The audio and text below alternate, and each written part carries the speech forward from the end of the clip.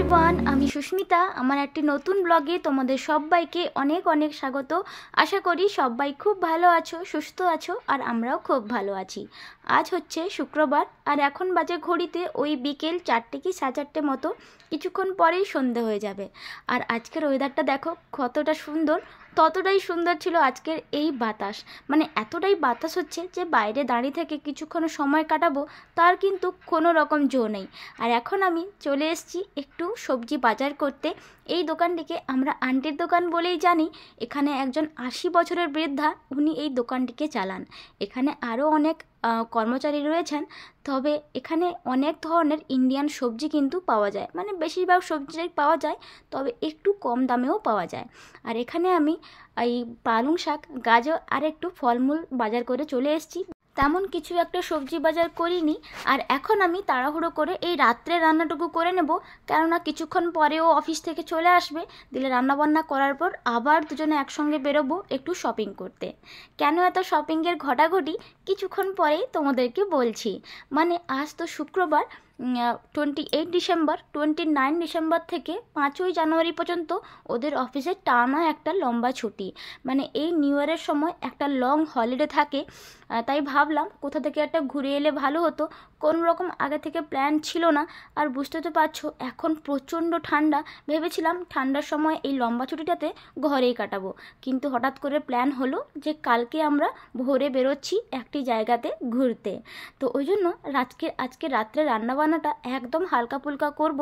ওই যে একটু প্রেসার কুকারে ডাল বসালাম, আর এখানে ওই যে পালং শাকটা আজকে আনলাম, ওই পালং শাকের চচ্চড়ি করব।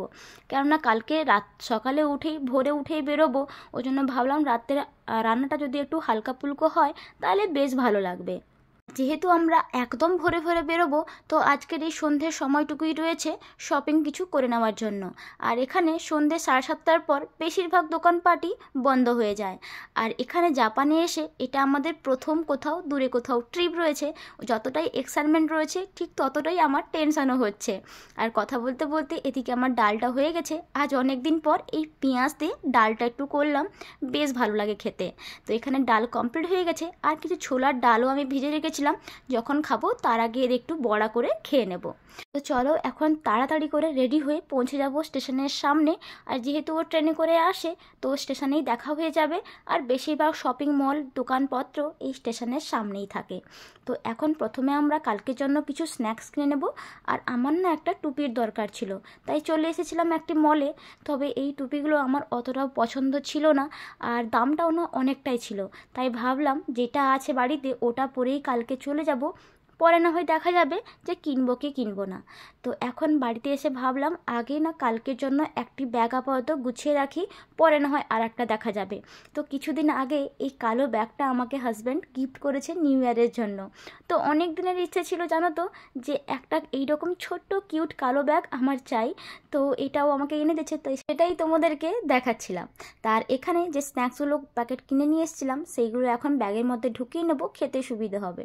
প্রথমে যে আমি বিস্কিটের প্যাকেটিংটা দেখালাম কতটা সুন্দর ছিল না। আর এখন আমি এই ব্যাগটার মধ্যে এক এক করে সমস্ত কিছু ঢুকিয়ে নেব।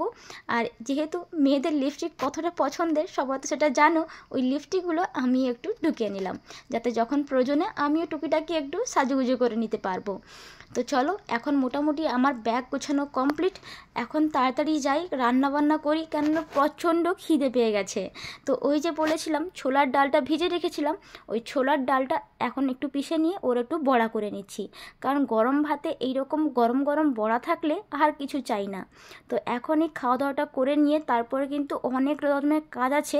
এই যে কালকে যাব, কিছু খাওয়া দাওয়ার বানিয়ে নিয়ে যেতে হবে, কেননা এখানে বাইরে না খাবার দাবার তেমন একটা পাই না। আর যেটুকু পাই মানে আমার খেতে না একটু অস্বস্তিও হয়।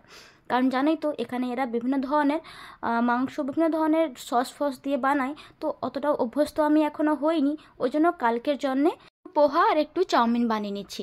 আমার না অতটাও পোহা খেতে ভালো লাগে না, ওই জন্য একটু চাউমিন বানাচ্ছি। আর আমাদের সঙ্গে আরও 2-1 জন যাচ্ছেন, তো ওরাও কিছু বানাচ্ছে আর আমরাও কিছু বানিয়ে একসঙ্গে ওখানে গিয়ে খাওয়া দাওয়া হবে। এখন মোটামুটি সবজিগুলো কাটা হয়ে গেছে, এখন আর একটু ব্যাগ গোছানো আছে, ওটাই গুছিয়ে নেব। আর আমরা যে কোথায় যাচ্ছি তোমাদের সঙ্গে এখনও তো সেটা শেয়ারই করলাম না।